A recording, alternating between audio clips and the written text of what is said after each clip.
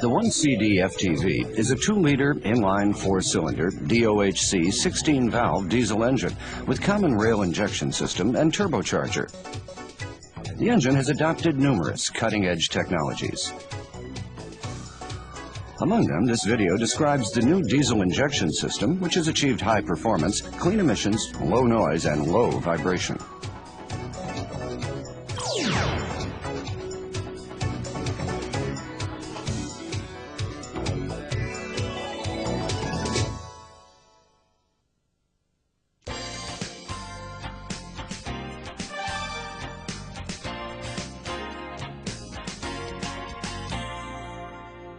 The Commonrail injection system accumulates the necessary pressure required for injection of fuel inside the rail. Just like the EFI system of the gasoline engine, this system injects fuel into the cylinders by opening and closing the injectors in accordance with the electrical signals output by the ECU. Therefore, this system can finely regulate the injection volume and timing, thus contributing to highly efficient operation and clean emissions. Furthermore, because this system accumulates constant fuel pressure in the rail, it does not create sudden pressure rises and offers the advantage of quieter operation. Now, let's look at the system. Let's start with the sensors. Here's the accelerator pedal position sensor that detects the opening angle of the accelerator pedal. The airflow meter. The intake air temperature sensor. The turbo pressure sensor. The water temperature sensor. The crankshaft position sensor that detects the rotational angle of the crankshaft.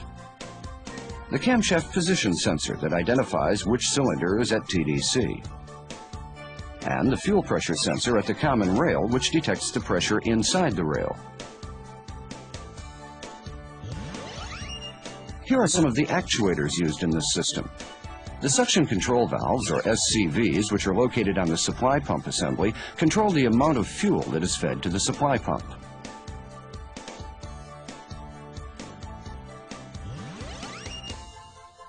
The electronic driver unit, or EDU, which boosts the injection signal from the ECU.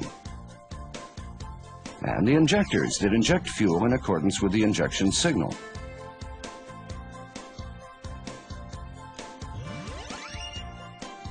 The fuel is drawn up from the fuel tank by the feed pump located in the supply pump assembly. Then it passes through the fuel filter and is fed to the supply pump. The fuel becomes pressurized in the supply pump to reach the injection pressure. The pressurized fuel is fed into the common rail where it is accumulated. The fuel that accumulates in the common rail is distributed via the injection pipes to the injectors of the cylinders. Then the injection signal from the ECU opens the injectors to inject fuel.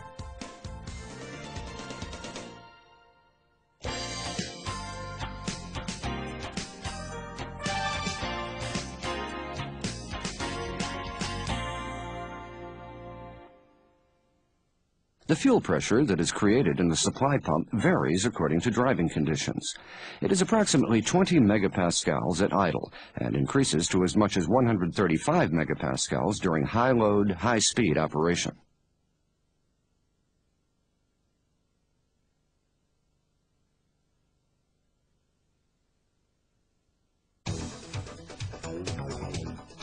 Let's look at its internal construction.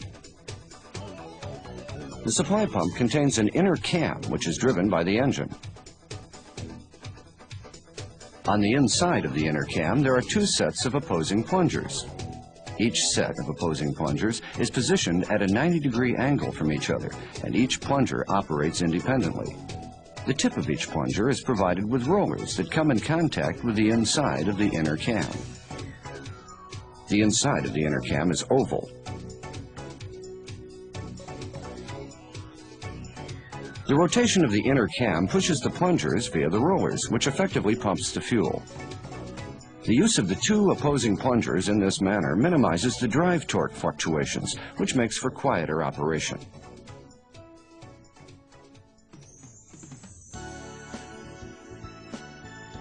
The fuel that has been sent by the feed pump flows past the suction control valve, or SCV, and the check valve. The fuel is then pressurized by the plungers and flows via the delivery valve and is fed into the common rail. The SCV regulates the volume of fuel that enters the supply pump plungers.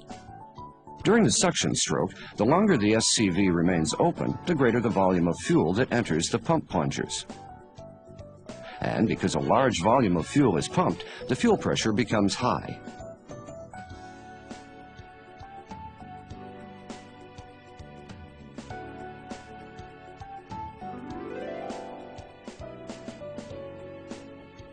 During the suction stroke, the shorter the SCV remains open, the smaller the volume of fuel that enters the pump plungers. And because only a small volume of fuel is pumped, the fuel pressure becomes low.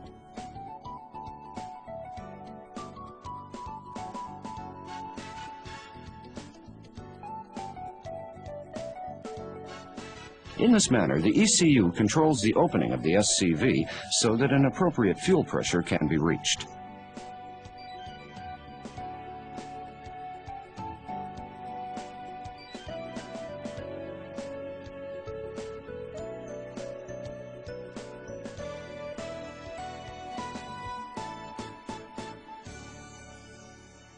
Let's watch on an oscilloscope to see how the SCV is controlled.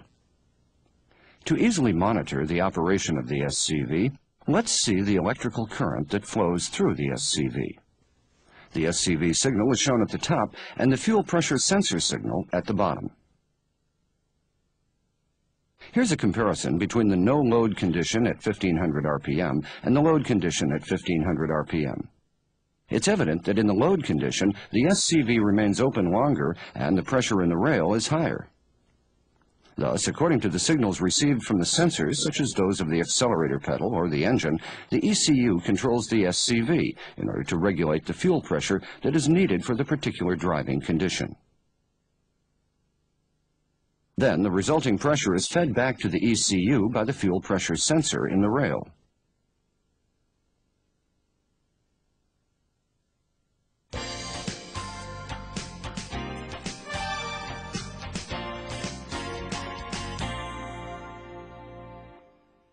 The Commonrail accumulates the fuel that has been highly pressurized by the supply pump and distributes it via the injection pipes to the injectors of the cylinders. A fuel pressure sensor is provided at one end of the Commonrail to detect the fuel pressure in the rail and to send it as a signal to the ECU. A pressure limiter is provided at the other end, so that in the event of a system malfunction, if the fuel pressure rises abnormally, the pressure is relieved mechanically.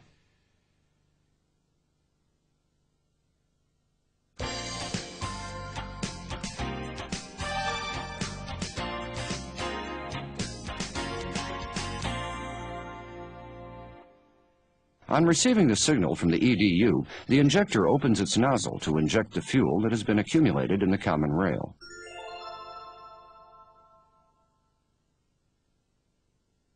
Let's look at its internal construction.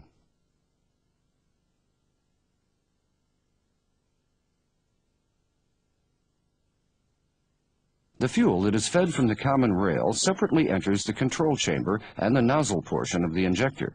In this state, the nozzle is closed because of the pressure of the control chamber and the spring force pushes the needle down. Upon receiving the signal from the EDU, the solenoid valve above the control chamber opens. Then the pressure in the control chamber decreases, which causes the pressure at the nozzle to push the needle upward, and the nozzle opens to inject fuel. A small trimming resistor is installed to each injector to compensate for production variations. The ECU recognizes the resistance and applies correction for injection of each cylinder.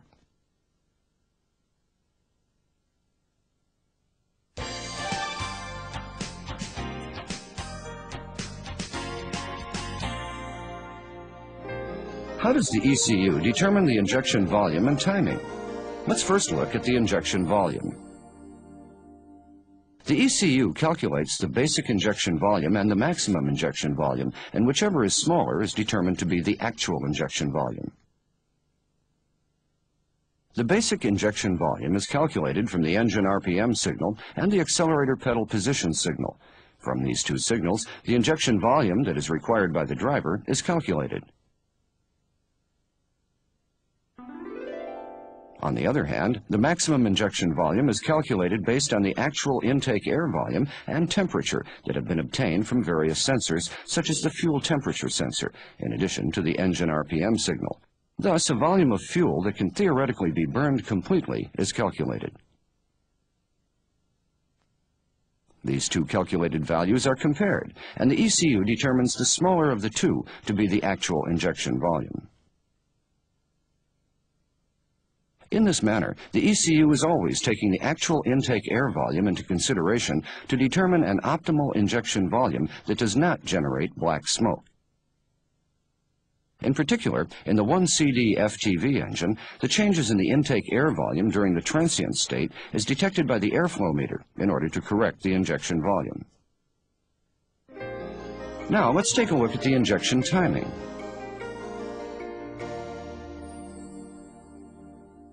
The injection timing is determined with the basic injection timing that is calculated based on the engine RPM signal and the accelerator pedal position signal, to which corrections are made. For the intake manifold pressure signal,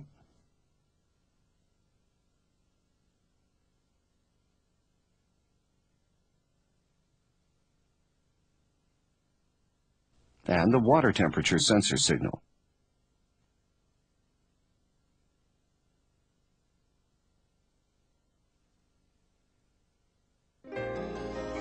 Now, let's take a look at the pilot injection. A pilot injection is a small amount of fuel that is injected before the main injection.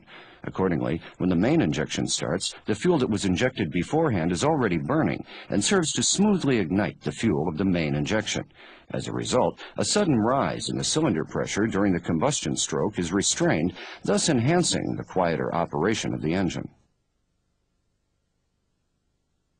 Let's take a look at the actual injector signals on an oscilloscope. To easily monitor the operation here also, let's see the electrical current that flows through the injector. It is evident that the pilot injection takes place before the main injection.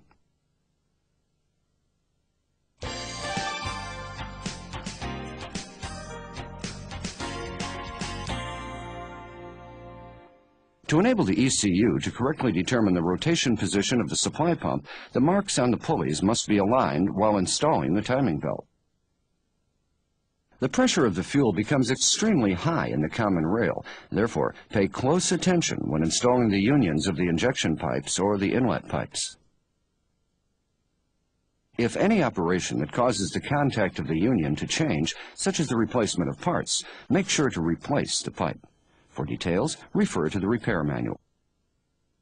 After tightening a union, make sure to check for leaks with the fuel pressure raised. The fuel pressure can be raised by conducting an active test using a handheld tester.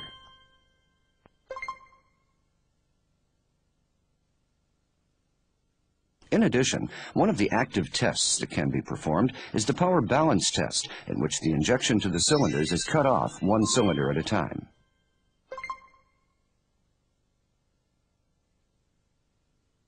The pressure limiter of the Commonrail has been precisely adjusted at the factory.